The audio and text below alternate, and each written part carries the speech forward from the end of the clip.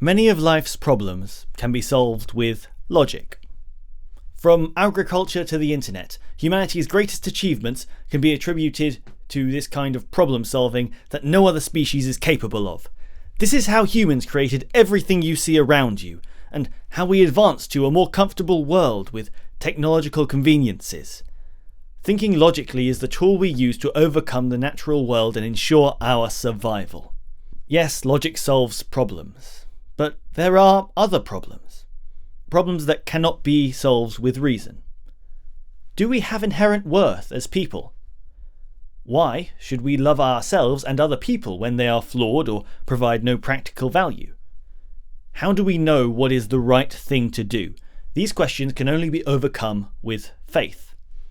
People that see themselves as logical, rational people who live their lives according only to the wisdom of science tend to struggle with these questions, but still insist that one day we'll be able to explain with enough experiments, more trials. Someday a meta-analysis will be published on self-worth that will describe the so-called transcendental truths down to the nearest atom. And all other forms of belief will be superseded. Okay, why not? Let's say that that's true. How is that going to help us now? Would you like to take a poor depressed soul with no self-worth seeking validation from others and tell them that their behaviour is illogical? You're only feeling bad because of social constructs. It's a result of your Neanderthal survival instinct. There is nothing wrong with you because right and wrong don't exist. Therefore, your depression has been solved. I could debate the flaws in these sentiments, but they are evident in the fact that for many people they do not work. They do not help people feel better and keep living.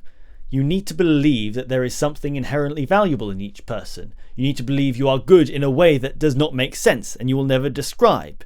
The same goes for your belief in your own sense of morality and for your love of every living being, even the flawed ones, even your flawed self. I'm not saying this is easy. That kind of belief may be a lifelong struggle. You against the nothingness, and you need to win every single time. And how is that possible? Only faith.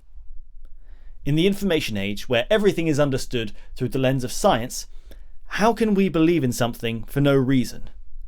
How can we have faith in anything when the world we so love has been built on nothing but reason? Well, even if something is illogical, we can still practice it. We can do it in the same way that we learn anything, step by step. We need to find an easier middle ground between what we can see evidently and what cannot be explained and must be taken on faith. That middle ground is the realm where art exists. Take dancing as an example. Why does dancing feel so good? There's no direct evolutionary advantage to being able to dance.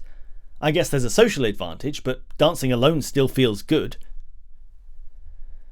And this feeling isn't something that can be explained, measured, or created artificially. The existence of art, like the existence of ourselves, is inexplicable but positive. How do you know what dancing is? How is it different from any other movement? It's not just the rhythm, because many things, such as chopping vegetables, can be done rhythmically. A cockatoo can bob his head rhythmically, but it's a million miles away from actual dance. We know what it looks and feels like. Any rigorous definition through language always leaves something out. In the words of Dostoevsky, there is something at the bottom of every new thought which can never be communicated to others. So don't try to explain it. Just trust yourself to feel it. Trust that we all know, especially when we share it. The meaning of dance, like the meaning of life, is experienced, not said. How can you tell what good dancing is? You don't need to be an expert to recognize great artistry. You can spot when a dancer is self-conscious or falling behind the beat. Also, you can refine your sense for good or bad dancing through practice. But it always remains intuitive. Like our sense of right and wrong, our judgment of art is something we have faith in. Hopefully you're now starting to see the connection I'm making between faith and our experience of art. My proposal is that people who struggle with faith can practice it and get better at it through art. I believe that this has been happening throughout all of human history, though maybe nobody was actively aware of it. After all, it tends to be acts of faith that inspire art.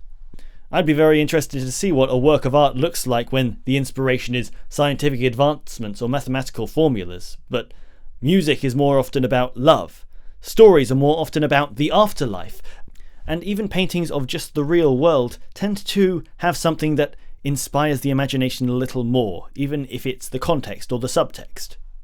More often than not, it's acts of faith that inspire art. What I'm proposing is the reverse dynamic is also true. Art can inspire faith. Imagine for me a scale.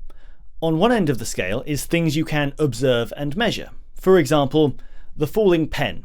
If you know enough details, like the pen's weight, how high up it is, and what gravity is, you can calculate how long it takes for the pen to hit the floor. On the other end of the scale, we have beliefs that need to be taken entirely by faith.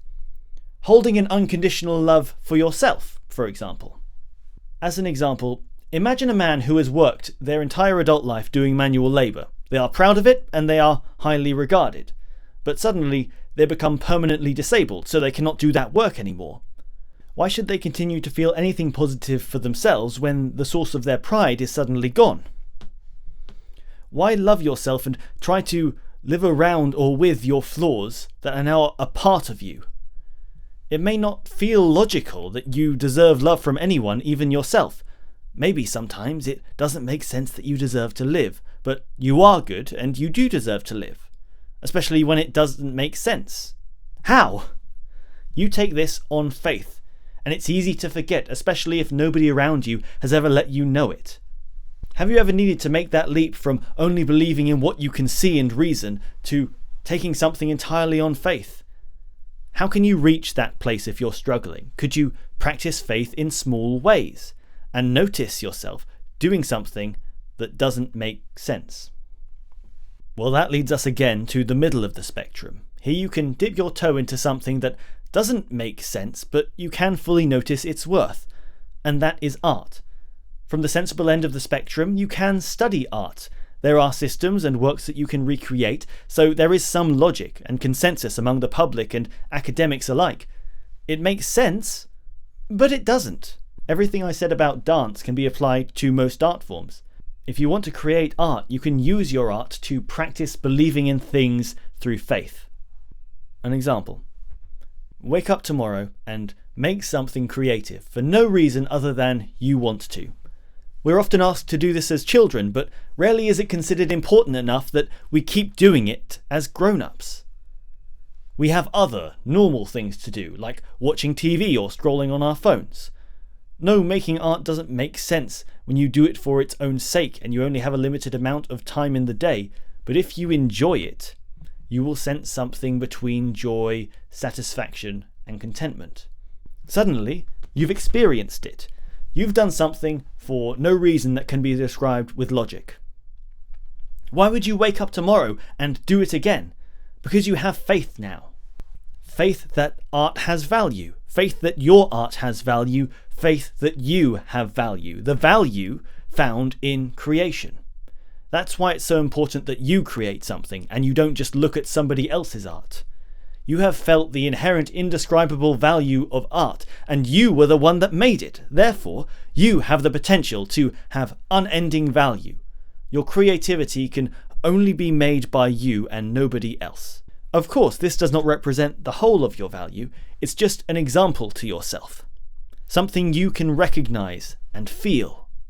This is your stepping stone to having faith in yourself.